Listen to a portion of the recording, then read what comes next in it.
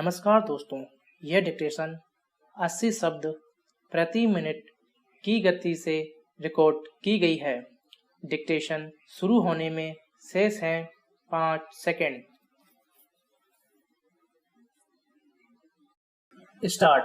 झारखंड के हटिया स्टेशन पर केरल से आई 200 प्रवासी महिला मजदूरों की गाथा बयां करती है कि सरकार नीति तो बना देती है, खर्च भी कर देती है, लेकिन फॉलो अप के अभाव में ये युवतियां भारत सरकार की कौशल विकास योजना के तहत अपने गृह राज्य में सिलाई कढ़ाई की ट्रेनिंग ले चुकी हैं। स्थानीय दलाल इन्हें 9,000 रुपए महीने देने के वादे पर केरल के सिलाई कारखाने में ले गया, लेकिन इनके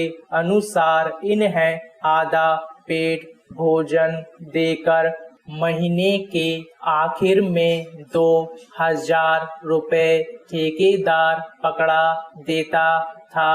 स्किल इंडिया नीति के पीछे मंशा यह थी कि गांव से युवक युवतियों को निकालकर उन्हें कौशल देकर उद्योग या सेवा क्षेत्र में रोजगार दिया जाए, लेकिन ना तो स्किल इंडिया आगे बढ़ पाई, ना ही उसे हासिल करने वाले गृह राज्य में रोजी पा सकें।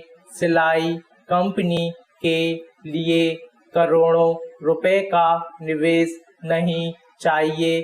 झारखंड या ऐसे अन्य राज्यों में भी ऐसे उद्यमी मिल सकते थे जो केरल की तरह कारखाने लगाकर उत्पादन बनाए, लेकिन स्थानीय सरकार या योजनाएं बनाने वाली केंद्र सरकार उद्यमिता के लिए माहौल बनाना तो दूर, यह भी सुनिश्चित नहीं कर सकी कि केरल में वे कौशल संपन्न लड़कियां दलाल के शोषण का शिकार ना बने।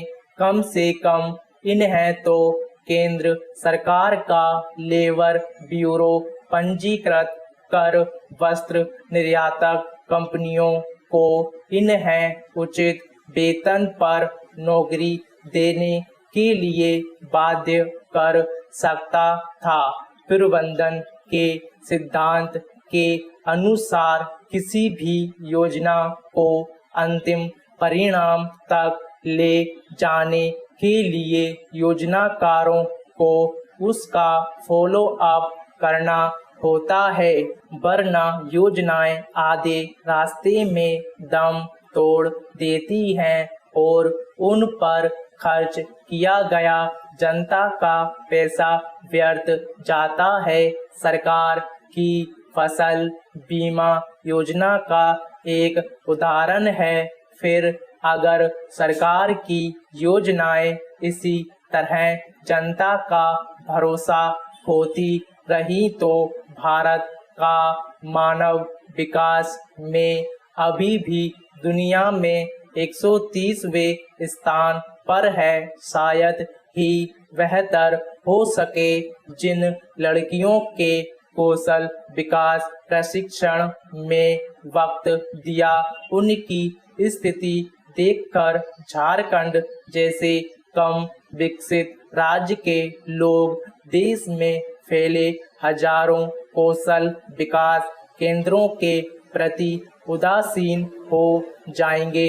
उधर सस्ते मजदूर की चाहत में उद्यमी भी सरकारी चैनल को छोड़कर दलाल के जरिए उन्हें काम पर लेता है। शोषण में दोनों शरीक होते हैं। सभी प्रवासी मजदूरों की यही त्रासदी है पेरा। अब मेक इन इंडिया को मेक इन भारत हो जाना चाहिए और जो भी चीजें मेड इन भारत नहीं हैं उन्हें खारिज कर देना चाहिए। संक्षेप में कहें तो यह वैश्वीकरण की खोज का अंत होगा और महाशक्ति बनने के सपने का भी स्टॉप।